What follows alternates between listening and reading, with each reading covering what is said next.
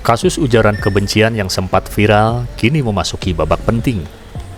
Muhammad Adimas Firdaus alias Resbob kembali menjalani sidang di Pengadilan Negeri Bandung dengan agenda pemeriksaan terdakwa Senin 30 Maret 2026.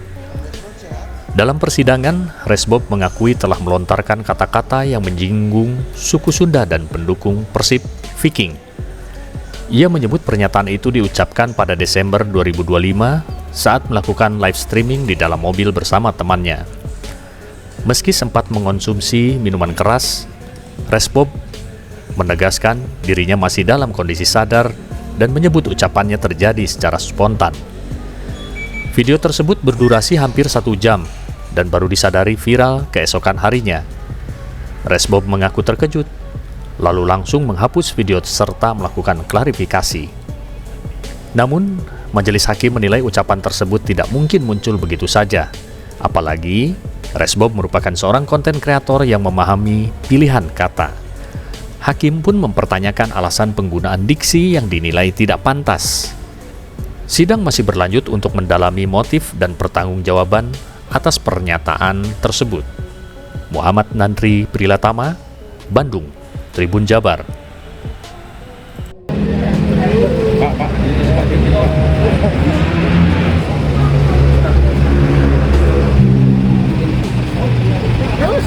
Bob, dikit Bob, hasil sidang tadi Bob. Hasil sidang tadi berjalan dengan lancar, berjalan dengan sesuai yang saya harapkan juga.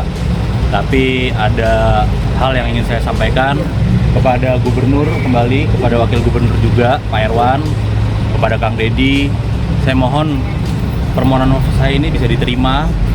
Saya diberi keringanan karena saya telah melakukan proses hukum ini dengan baik dan menjalani hukuman juga, sehingga ya kalau ada orang salah jangan dibenarkan, tapi ketika ada orang yang mau belajar dari kesalahannya maka harus dimaafkan. Itu aja yang ingin saya sampaikan. Terima kasih. Bob tadi ada wacana pengen kuliah lagi ya? Iya, pasti pengen kuliah lagi karena saya udah di DO dari Universitas Wijaya Kusuma Surabaya. Saya berniat untuk masuk kuliah di Universitas Pasundan, dan saya ingin dididik dengan adat Sunda. Itu aja. Itu bagian daripada keinginan saya setelah semua selesai. Terima kasih. Ya. Assalamualaikum warahmatullahi wabarakatuh. Waalaikumsalam. Salim mama ibu dong Bob. Kunci aja Bob. Mas sekarang ayo ini tangan. Langsung balik kan.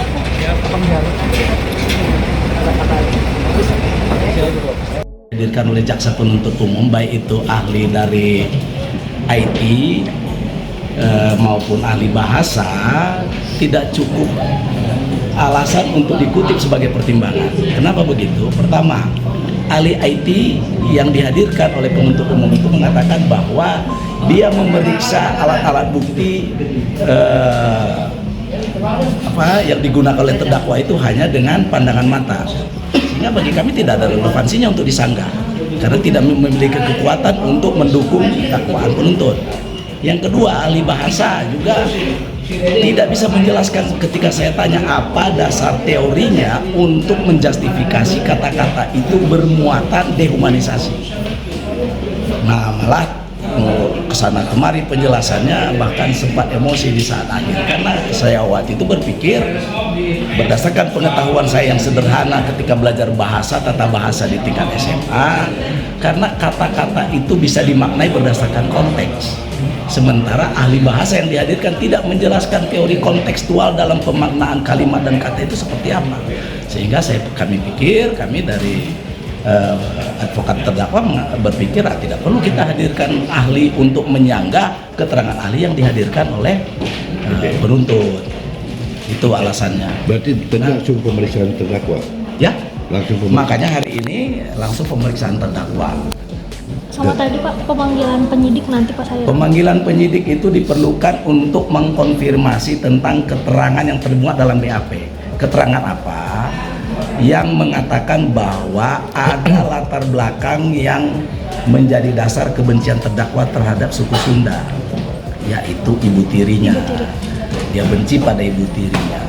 jauh sebelum persidangan ini sudah dikonfirmasi ketika pelimpahan tahap 2, terdakwa itu sudah mengklarifikasi sebenarnya saya tidak bermaksud mengatakan itu, tapi karena ketika saya memberikan keterangan, penyidik berusaha menyanggah dan tidak mau terima keterangan yang saya berikan dengan sebenarnya, dengan sejujurnya tanpa tekanan, maka akhirnya dia mengarang cerita itu.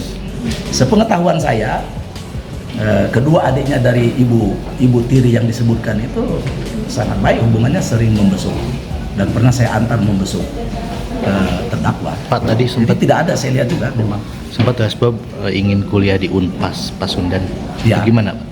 Saya kira itu membuktikan bahwa Resbob tidak punya rasa sentimental atau kebencian terhadap masyarakat Sunda. Ya, kalau ada rasa kebencian tidak mungkin dia muncul ide seperti itu untuk melanjutkan pendidikan di tanah Pasundan. Iya kan? Pasti dia khawatir akan diapa-apain oleh pihak-pihak yang sudah merasa tersakiti. Tapi sudahkah komunikasi dengan Universitas Pasundan sendiri? Ya mungkin belum, saya belum dapat mandat untuk itu, dan mungkin dia juga belum ada kesempatan karena masih dalam tahanan kan. Itu. Saya pikir saya sangat menghargai dan saya sepakat juga, sangat mendukung gagasan terdakwa itu apabila dia sudah lepas dari pertanggungjawaban hukum. Jangan lupa like, subscribe, dan share ya.